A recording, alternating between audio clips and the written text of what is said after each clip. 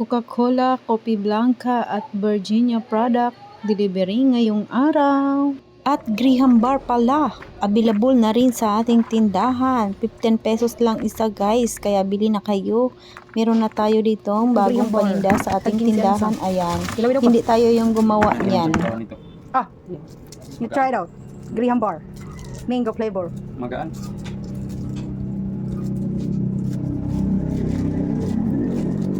Hoy! Sarap. Rasa? Okay. Okay doki. Ang 10 pesos. Aw 15 na ito at baligya. Kapal mo.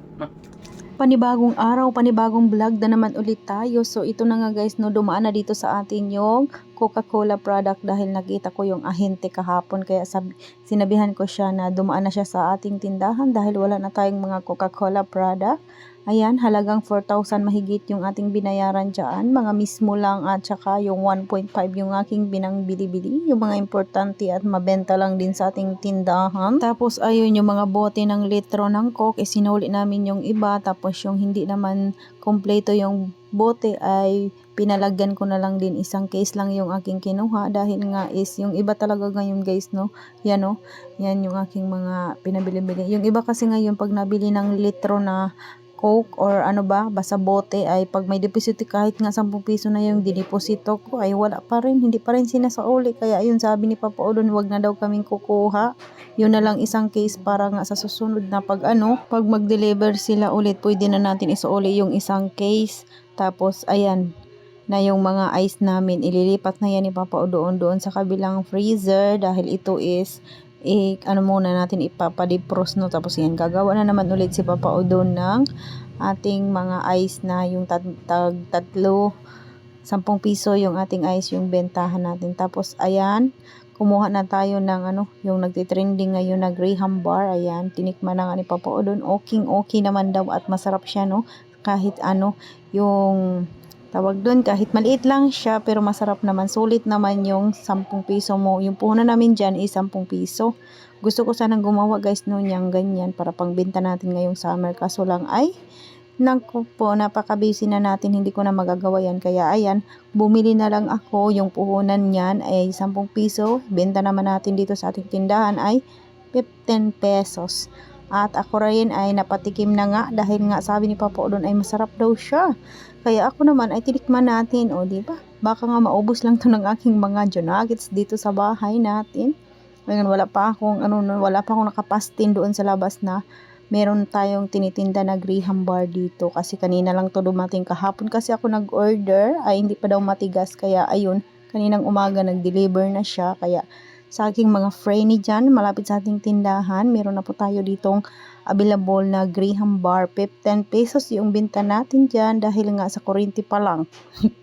Diba? Mahal yung kuryente ngayon, kaya ayun, may tubo ako na 5 piso, 15 yung isa yung aking benta niyan. O, diba? Ayan. O, bilay na kayo guys, masarap siya, no? Ayan, hindi, sulit yung 15 pesos mo. Kaya ayan, masarap siya. Oh, makapal. Diba? Sabi nga ni Papa Odon is magaan lang daw siya pero masarap naman. Diba? So ay pagpasensyahan nyo na guys, yung aking voice over ay medyo maingay dahil nga merong nagtatagay doon sa labas ng aming tindahan. Wala tayong magagawa dahil isa tayong tindera tapos merong nagtatagay sa labas. Kaya ayan si Papa Odon, napahakot na ng aming mga beer. Kaya papalamigin na natin para marami tayong benta mamaya. Dahil is may nagtatagay nga sa labas ng ating tindahan at hindi ko pa antayin na mawala sila dyan sa labas, no, bago tayo mag voice over. At ayan, medyo matagal-tagal na rin ako na hindi nakapag voice over at na-miss ko nang mag voice over. Kaya ayan, voice over tayo ngayon. So ito na yung Virginia product guys, nag-deliver na sila dahil is Wednesday talaga yung kanilang delivery. At ayan, kumuha na nga ako nang wala na dito sa ating tindahan. Katulad ng mga putlong, wala na, tocino roll, at saka yung french fries. So ayun, pa si kuya. Nakapugi points yan dyan sa aking video, no? At ayan, tuwang-tuwa sila kung nagkuha ako ng aking camera at binidyo-video ko nga. Sabi ko is baka tayo is walang pang-upload. Kaya ayan, yung mga natin ngayon, mga delivery dahil is Wednesday is maraming delivery. Ayan, mahigit 2,000 yung aking nabayaran. Kaya ayan lahat yung ating mga pinabili-bili. Tapos ayan yung mga ano naman sa labas. Nagsugba sila ng pusit.